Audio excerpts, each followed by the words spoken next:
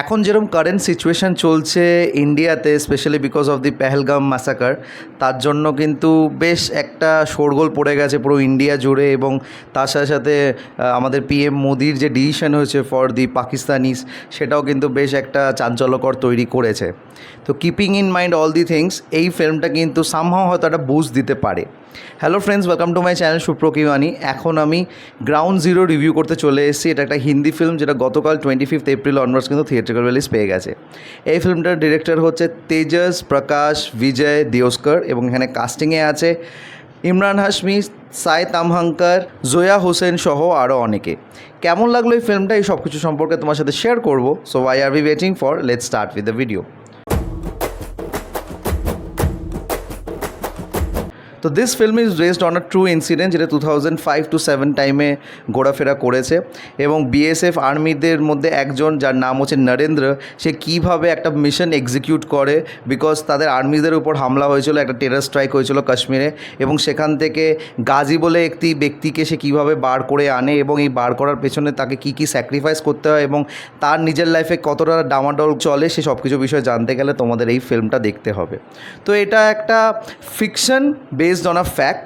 Fiction এই কারণে বলছি যে যা যা ইনসিডেন্টস এখানে দেখানো হয় সেটা যে পুরোপুরি ট্রু সেটা নিয়ে কিন্তু কোনো জায়গায় কোনো অথেন্টিকেশন নেই, বাট এইটুকুনি বলা হচ্ছে this is based on a true incident. এই যে পুরো মিশনটা চলেছে গ্রাউন্ড জিরো নিয়ে, সেটা কিন্তু বেশ একটা নোটওয়ার্দি ব্যাপার, বিকজ তার জন্য কিন্তু এই ব্যক্তিকে, নরেন্দ্রকে, অ্যাওয়ার্ডও দেওয়া হয়েছে গ্যালেন্ট্রির, যেটা one of the prestigious award. তো একদম শেষে ফিল্মটার সেই সব কিছু জিনিস আমাদের কাছে তুলে ধরা হয়। এবার যদি বলি ফিল্মটা কেমন লেগেছে, না ফিল্মটার মধ্যে প্রত্যেকটা সেন্টিমেন্টস, যেগুলো রিলিজিয়ান বেস আছে বা আমাদের যে ডগমেটিজম আছে, প্রত্যেকটা জিনিসকে কিন্তু হিট করা হয়েছে। এবং ফিল্মটা স্ক্রিন প্লেটা খুব অথেন্টিকেশন রাখার চেষ্টা করা হয়েছে, বিকজ খুব স্লোলি প্রত্যেকটা ফ্যাক্টসকে আমাদের কাছে প্রেজেন্ট করা হয়েছে।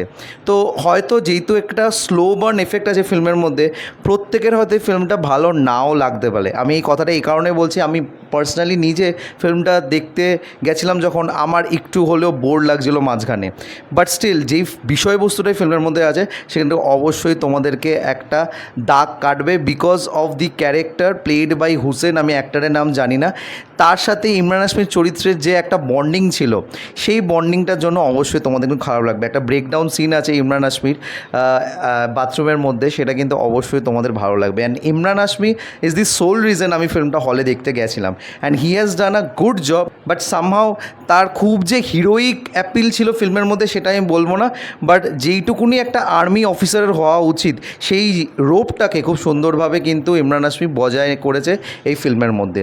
এছাড়াও সাই তামহাঙ্কার, যে ওর ওয়াইফের রোল প্লে করেছে, শি হ্যাজ পার্টস, বাট তার বেশি কিছু করার ছিল না। জোয়া হোসেন যেইটুকুনি কাজ ছিল ভালো করেছে।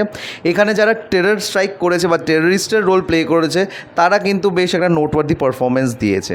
So overall the film is not bad, তবে হ্যাঁ, ফিল্মটা সবার যে পছন্দ হবে সেটা আমি বলবো না। এবং এই পার্টিকুলার টাইমে যে টেনশনটা চলছে, সেখান থেকে দাঁড়িয়ে এই ফিল্মটা হয়তো একটা বুস্ট পেতে পারে অডিয়েন্সের মনে, এই জন্য আমি শুরুতে কথাটা বললাম। তো তোমরা যারা যারা ফিল্মটা দেখেছো প্লিজ কমেন্ট করে জানিও তোমাদের কেমন লেগেছে, এবং তোমরা যারা দেখোনি তোমরা একবার ট্রাই করতেই পারো। সো যদি এই ফিল্মটা রিভিউ ভালো লেগে থাকে, don't forget to like, share and subscribe my channel. আমার সাথে জুড়ে থাকার জন্য আমাকে ইনস্টাগ্রামে ফলো করতে পারো, ইনস্টাগ্রাম হ্যান্ডেল হলো supro09bit2। এছাড়াও তোমরা আমাকে ফেসবুক পেজেও ফলো করতে পারো, ফেসবুক পেজের নাম হলো সুপ্র কি ওয়ানি। Till then, stay tuned.